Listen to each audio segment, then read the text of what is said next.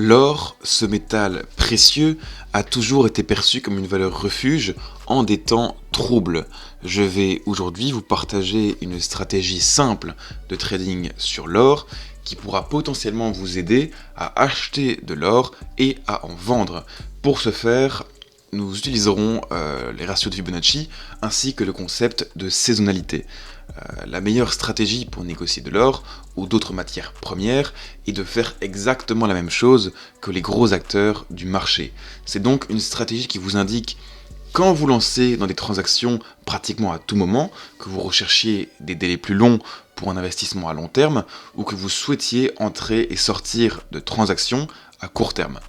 Si vous êtes préoccupé par l'inflation ou l'économie en général, investir dans l'or est un excellent moyen de protéger votre patrimoine.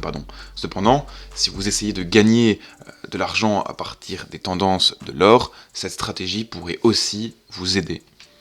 Tout d'abord, je vais vous révéler quelques secrets de trading d'or utilisés par les traders professionnels pour investir dans l'or. Il existe une corrélation entre la façon dont l'or se déplace et le modèle saisonnier de l'or. Il y a certaines périodes de l'année où l'or est plus fort. Il y a aussi d'autres moments de l'année où l'or est traditionnellement plus faible. Ne serait-il pas formidable de savoir à l'avance quand l'or a une probabilité plus élevée d'augmenter et une probabilité plus élevée de baisser? Les phénomènes naturels ont la particularité intrigante de se répéter au cours des mêmes périodes de l'année. La neige tombe généralement en hiver, tandis que le soleil est plus présent en été. En moyenne, ces tendances persistent, et c'est précisément ce qu'est la saisonnalité. Le prix de l'or, selon son cycle saisonnier, a tendance à monter au premier trimestre de l'année. Il augmente également dans les derniers mois de l'année. Septembre serait l'un des meilleurs mois de trading pour le prix de l'or si vous l'achetiez. Nous devons garder à l'esprit que ce ne sont que des indicateurs généraux.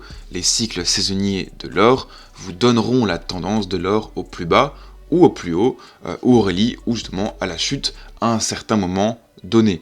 Le graphique en or ci-dessous met en perspective le modèle saisonnier.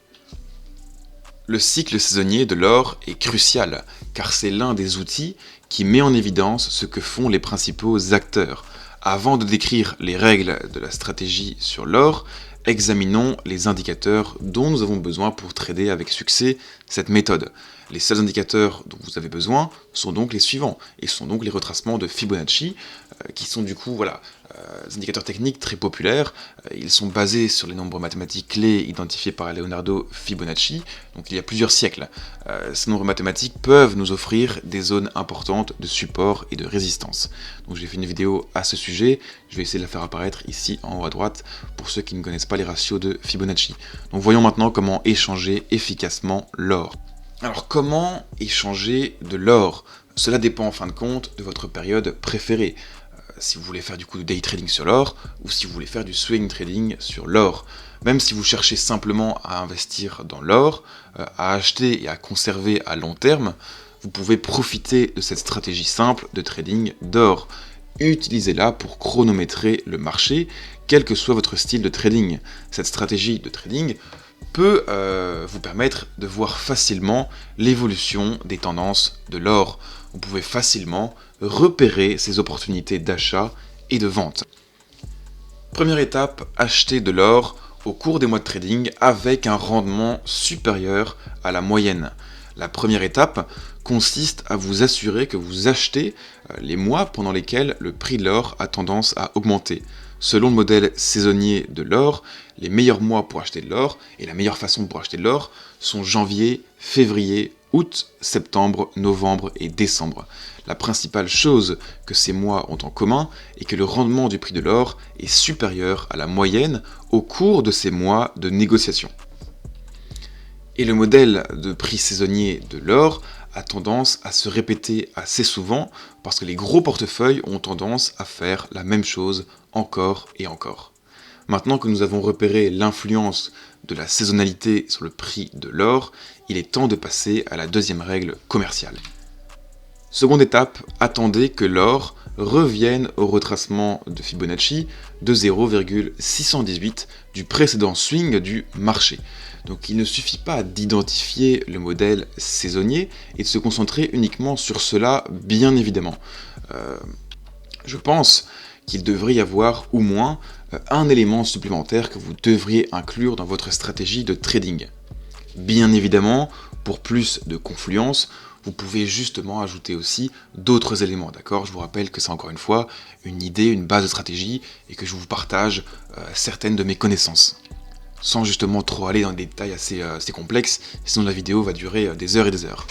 Donc voilà, continuons. Lorsque vous combinez justement à la fois le modèle saisonnier et l'indicateur de retracement de Fibonacci, cela vous avertit qu'une opportunité potentielle d'achat d'or se présente. Il s'agit justement d'un système commercial qui est assez robuste, mais vous devez être flexible avec les règles et essayer de l'adapter également à l'action globale des prix. Dans notre exemple de commerce de l'or proposé ici, nous pouvons voir que l'or s'est négocié en dessous du retracement de Fibonacci de 0,618 du précédent swing du marché. Mais cette action s'est produite en décembre et nous pouvons voir que le prix de l'or a commencé à remonter dès le début de janvier 2018. Troisième étape, acheter au support ou lorsque la résistance est brisée. N'oubliez pas que lorsqu'il s'agit de ce type de principe de trading, tout est question de flexibilité. Si le prix de l'or au moment de votre analyse se négocie au support, vous pouvez continuer éventuellement et l'acheter. Cependant, si le marché commence à se redresser avant d'entrer en janvier, attendez de dépasser la résistance précédente pour acheter de l'or. Donc comme vous pouvez le voir, le prix réel de l'or a suivi son cycle de saisonnalité. Cela signifie que notre analyse saisonnière était correcte.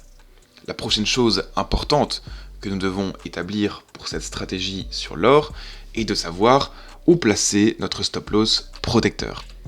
La quatrième étape consiste donc à placer le stop loss protecteur sous le dernier swing low, dans le cas bien sûr d'une position acheteuse.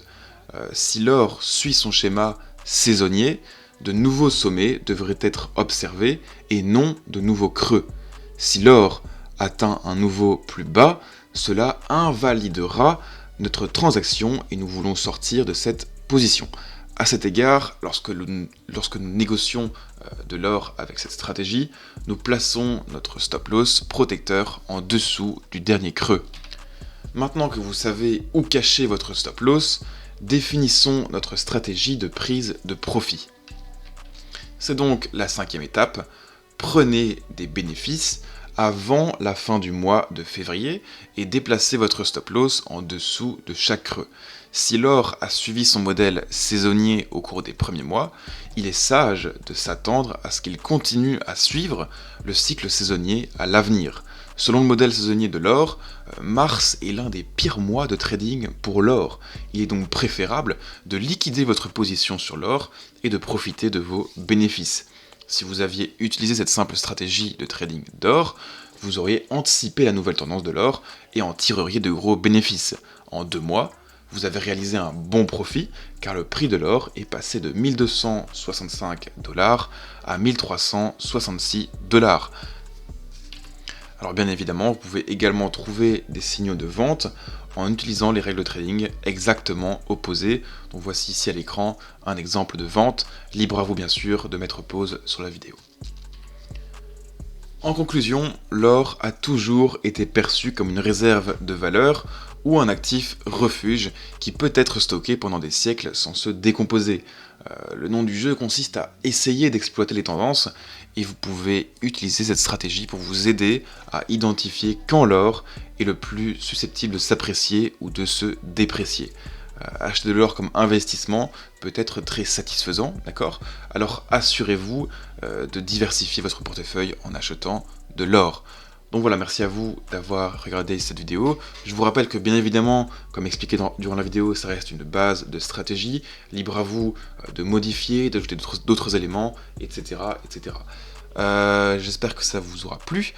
N'hésitez pas à vous abonner si ce n'est pas encore fait, à liker et à commenter, ça me ferait extrêmement plaisir. Donc je vous rappelle aussi qu'en description, vous retrouverez le lien de mon groupe Telegram où je partage gratuitement une de mes stratégies ainsi qu'une partie de mes plans du jour. Donc voilà, merci à vous, bonne semaine et à la semaine prochaine, théoriquement. Ciao ciao.